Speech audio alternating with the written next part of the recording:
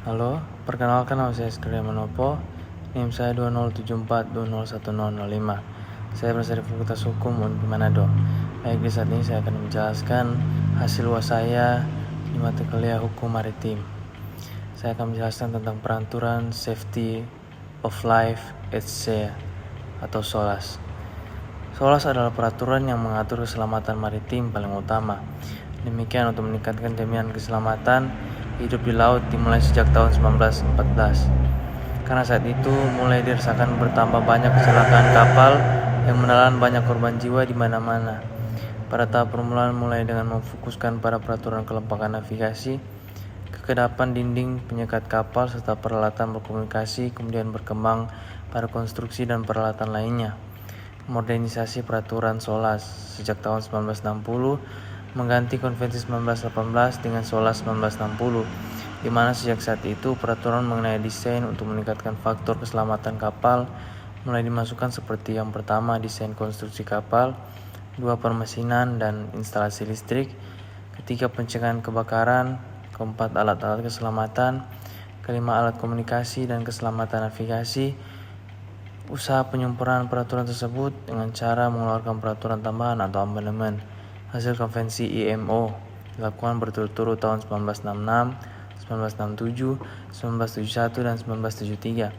Demikian, usaha untuk memperlakukan peraturan-peraturan tersebut secara internasional kurang berjalan sesuai dengan diharapkan karena hambatan prosedural, yaitu diberlakukannya persetujuan 2-3 dari jumlah negara anggota untuk meratifikasi peraturan dimaksud sulit dicapai dalam waktu yang diharapkan.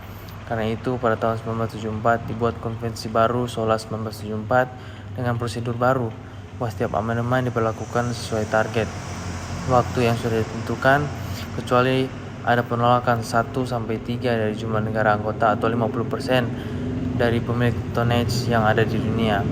Peraturan baru global Maritime Distress and Safety System atau GMDSS pada tahun 1990 merupakan perubahan yang mendasar dilakukan IMO pada sistem komunikasi maritim dengan memanfaatkan kemajuan teknologi di bidang komunikasi seperti satelit dan akan diberlakukan secara bertahap dari tahun 1995 sampai dengan 1999. Konsep dasar adalah badan SAR di darat dan kapal-kapal mendapat berita kecelakaan kapal atau vessel in distress akan segera disiagakan agar dapat membantu melakukan koordinasi pelaksanaan operasi SAR.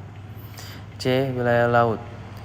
Batas laut teritorial. Batas laut teritorial atau teritorial sea adalah garis batas laut di perairan sepanjang 12 mil laut atau 22.224 km yang ditarik dari garis dasar. Garis dasar merupakan sebuah garis khayal yang ditarik pada pantai ketika air laut sedang mengalami surut, serta menghubungkan berbagai titik yang ada pada ujung pulau. Di dalam batas laut teritorial, Indonesia mempunyai kedaulatan mutlak atas wilayah laut, dasar laut, subsoil, dan udara yang berada di dalam wilayahnya.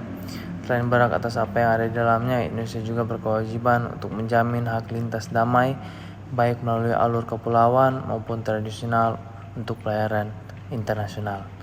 Terima kasih.